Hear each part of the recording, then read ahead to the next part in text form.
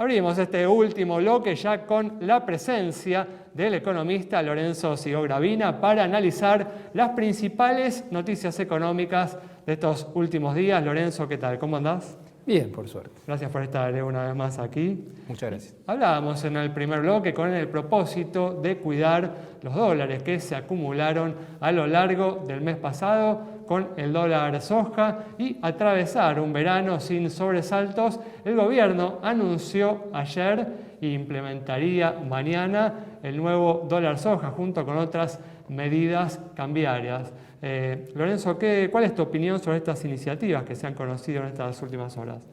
Bueno, estamos avanzando cada vez con más restricciones y en este caso es para cuidar los dólares ganados por este incentivo que fue el dólar soja, que fue significativo, pero que te genera esta paradoja.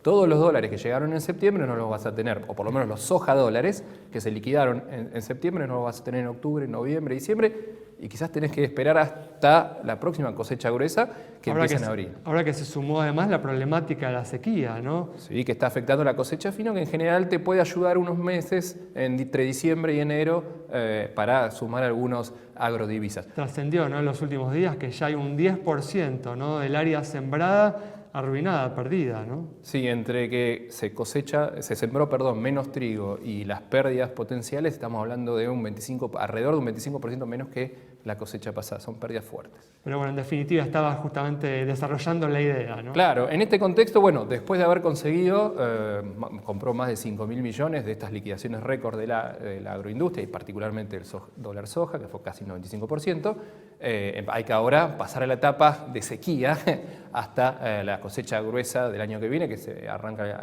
a fines de marzo, segundo trimestre del año que viene. Entonces ahora hay que cuidar esos dólares que tanto costó conseguirlos, porque hubo que darle un subsidio, un tipo de cambio diferencial o más atractivo al exportador. El problema es que, bueno, ya tenemos muy desordenado el mercado cambiario.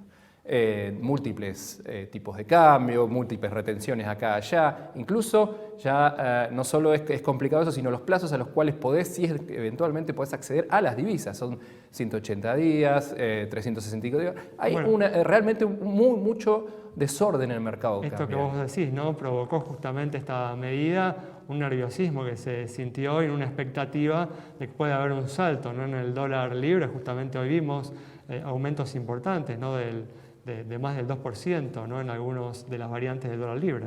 Sí, en general cuando vos subís alguno de los tipos de cambio, las restricciones en general tenés una suba en los mercados más libres. Tal cual. Eso ha sucedido.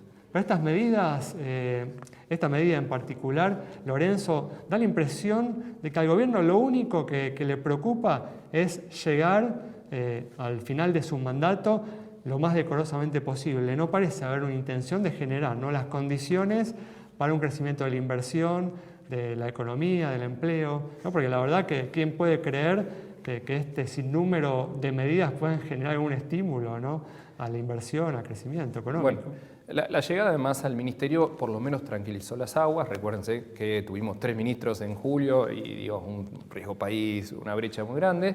Ordenó algunas cosas, pero el mercado cambiario, más allá del incentivo a la oferta a la liquidación de agrodólares y particularmente la soja, y conseguir financiamiento que se ha confirmado de organismos financieros internacionales, además del FMI, el Banco Mundial, BID, etcétera, no ha podido aumentar mucho más la oferta de divisas. Entonces, no te queda otra que para cuidar las reservas, seguir con medidas más de tipo defensivas, que es cuidar que no se vayan, que no se escapen las divisas, poniendo restricciones al turismo, etc. Un punto importante es, quizás ya ni siquiera se entiende que el gobierno... Perdón, desde tu perspectiva, ¿no tiene otra opción el gobierno? Bueno, este es el punto. ¿Por qué no? Porque, insisto, son medidas cortoplacistas, como vos coincidís, ¿no? Medidas como defensivas, dirigidas a evitar que la cosa se complique más, pero no dirigidas a generar las condiciones para el crecimiento económico. Creo que si se pensaba en ordenar más profundamente el mercado cambiario era justo al principio de la gestión de Massa, cuando el dólar financiero estaba por las nubes, tomar alguna medida más estructural. No se hizo y hoy da la sensación de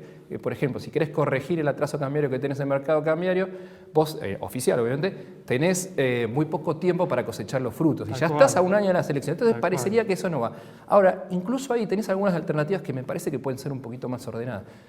Por ejemplo, tengamos dos tipos de cambio formales y algunas operaciones las mandas al financiero y al otro oficial. Porque el problema del dólar Qatar y el turismo en particular es que está bien, se pierdan divisas por ahí, pero lo más importante es que hoy hay un montón de divisas del turismo receptivo que no se liquidan en el mercado formal porque la brecha es muy grande. Y eso con esta medida no se puede conseguir, no se puede que genuinamente se liquide. Eso, y si haces un desdoblamiento formal y decís, bueno, que el extranjero pueda pasar la tarjeta y al tipo de cambio financiero, ahí sí podrías captar esas divisas. Hoy son menos de 20 millones por mes que capta el Banco Central por turismo receptivo, cuando sabemos que la cifra es muchísimo mayor. De todas formas, no insistiendo por ahí con lo que te mencionaba, cuando se insiste con estas medidas cortoplacistas, a uno le da la impresión de que seguimos como perdiendo el tiempo, ¿no? Seguimos demorando los problemas de la Argentina y ya tenemos 10 años de estancamiento sobre nuestras espaldas, ¿no? Y creo que estos últimos pasos lo que está consolidando es una estanflación, ¿no? Es una economía estancada, en el mejor de los casos, porque cada vez faltan más insumos, etcétera, importados, y con una inflación elevada. El problema es que ya tenemos inflación que corre de un piso al 6% mensual. Y para entender que es 6% mensual estamos hablando del 100% anualizado. Entonces, digo, se va generando una situación difícil porque para volver a crecer necesitas acumular divisas, tener dólares para importar y tenés que lograr salir de esta situación de restricciones cambiarias, y para bajar la inflación ya no te alcanza con hacer política monetaria o fiscal contractiva, sino que necesitas un ancla nominal, es decir, un plan, algo más parecido a un plan de estabilización. Entonces es un escenario de estanflación pesado, estancamiento con inflación alta del 100% anualizado, que va a ser difícil de sacar, ¿no? Casi que parece que va a quedar para el próximo presidente electo. Claro, eso te iba a preguntar, ¿no? Es muy difícil imaginar un plan de estabilización de acá al inicio del próximo mandato. No es imposible, es una jugada arriesgada y tiene que estar muy convencido todo el frente de todos, ¿no? Digo, que tiene que estar convencido el poder político para convencer a la sociedad. Y da la sensación de que eso no están todos convencidos y que ese no es el camino que van a seguir. Y bueno, y mencionaste justamente el tema de la inflación, el viernes se presenta, ¿no? La inflación de septiembre se espera, ¿no? Una inflación cercana al 7%, por lo que decías, esperás que por ahí en los próximos meses caiga un poquito.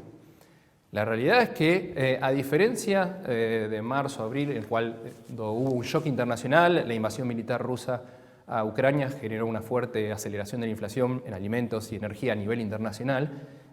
Lo que pasó en el tercer trimestre, más allá si el dato da 6 y pico o casi 7, en el tercer trimestre de este año tuvimos una inflación del 7% mensual, 125% anualizada. Y ya no lo podés, y no por la guerra, precios internacionales. Y está la amenaza de las paritarias, ¿no? Ya con 2 sindicatos consiguiendo aumento de más del 100%, ¿no? Es que no es tanto la amenaza, lo que hace la paritaria es decir, si la inflación está corriendo al 6 de mínima mensual, estamos hablando del 100% anualizado, tengo que ir a una paritaria del 100%.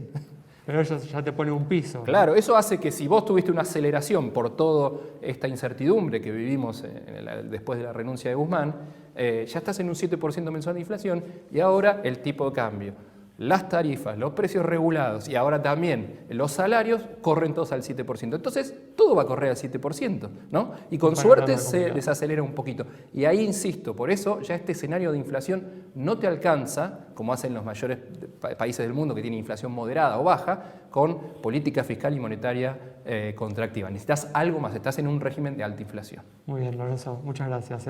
Un placer. Cerramos entonces el programa de hoy con el análisis del economista Lorenzo Sigó Gravina sobre la complicada situación macroeconómica que atraviesa el país y el panorama por delante, con la necesidad de un plan de estabilización para frenar y bajar la inflación. Nos reencontramos el próximo miércoles a las 20:30 aquí en Metro.